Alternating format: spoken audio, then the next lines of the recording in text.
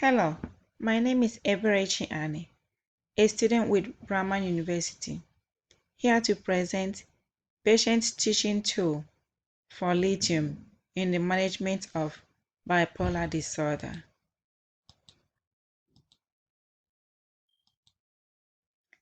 Evidence-based clinician, patient, and family engagement have improved adherence to therapy and improved quality care. Patients are encouraged to ask questions relating to medication side effects, dosage, indications, contraindications, and report adverse effects. How do we do this? By patient family-centered care principles, which incorporates participation, information sharing, collaboration, and treating patients with respect and dignity. Lithium formulation. Lithium is in the form of tablets, liquid form, and capsules. Indication for lithium. Lithium is used to treat bipolar disorder, a mental disorder characterized by severe high and low moods. It also reduces the risk of suicide. Mechanism of action. Mechanism of action is not known for lithium, but it acts in the central nervous system and interacts with neurotransmitters and receptors, decreasing norepinephrine release and increasing serotonin synthesis. What is research saying about lithium? There are few off-label uses for lithium. Lithium is used to treat depressive episodes. It's also used to treat unipolar depression. Research have found out that lithium slows the formation of plaque and tangles in Alzheimer's disease.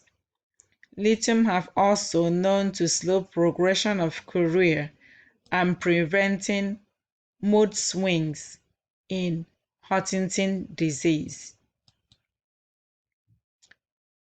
Lithium had so many side effects.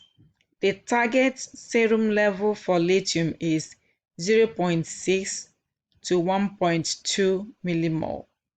For older adults, it's between 0.4 to 0.8 milliequivalent.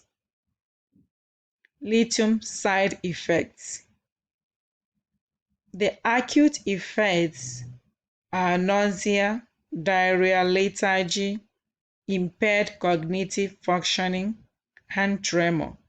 But the long-term effects of lithium are hypothyroidism, cardiac effects like arrhythmias, weight gain, leukocytosis, and dermatological effects such as acne and psoriasis.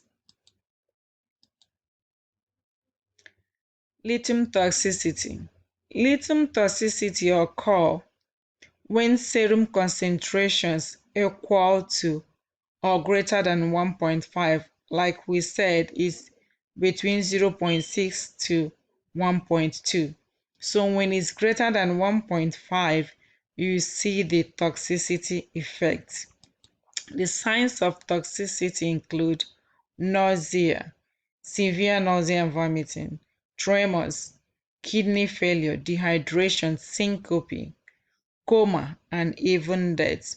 And when this happens, seek the care of healthcare providers. Stop taking lithium.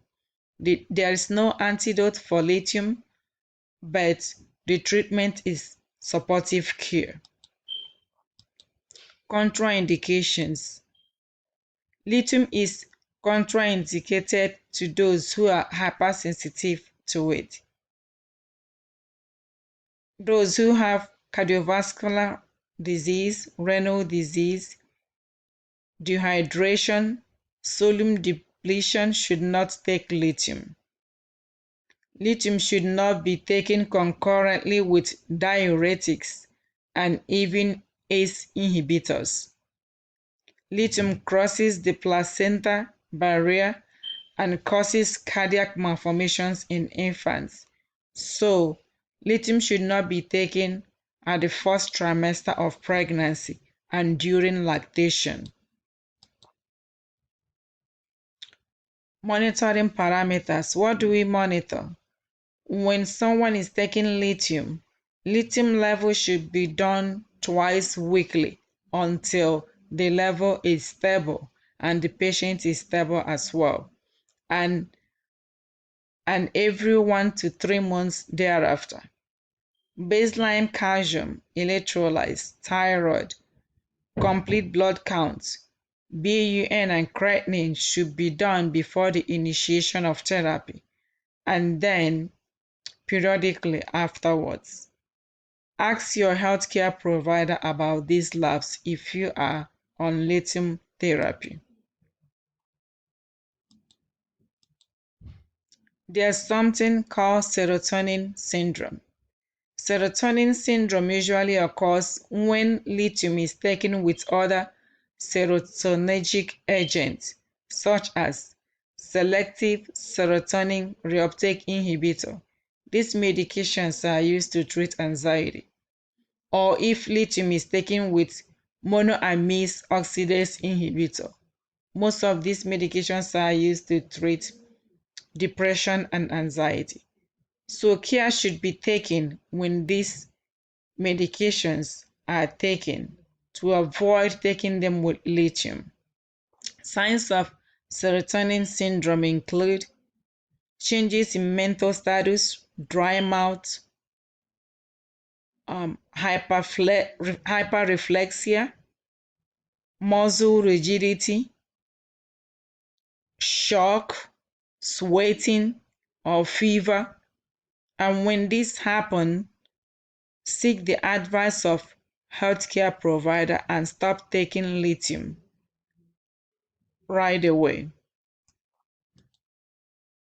In conclusion, lithium has been used to treat bipolar disorder for more than 50 years.